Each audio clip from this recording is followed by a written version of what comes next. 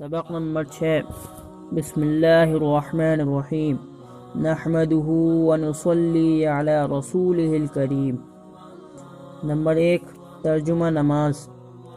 ولا الہ غیرک، اور تیرے سوا کوئی عبادت کے لائق نہیں۔ نمبر 2 ایک سنت۔ نماز میں قیام کی سنتیں جو کل بیان ہوئیں: پہلی، تکبیر تحریمہ کے وقت مردوں کو دونوں ہاتھ کانوں تک اٹھانا۔ نمبر 2 ہتھیلیوں کو قبلہ رخ رکھنا۔ اور آج کا سبق سنت 3، انگلیوں کو اپنی حالت پر رکھنا، یعنی نہ زیادہ کھلی ہو اور نہ زیادہ بند۔ نمبر 3 ایک کبیرہ گناہ۔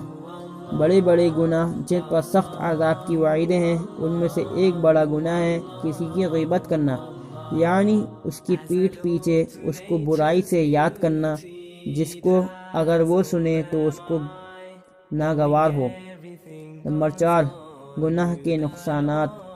گناہوں سے دنیا کا ایک نقصان یہ ہے کہ دل میں ایک ظلمت پیدا ہوتی ہے، جس کی نحوست سے آدمی بدعت و گمراہی و جہالت میں مبتلا ہو کر ہلاک ہو جاتا ہے۔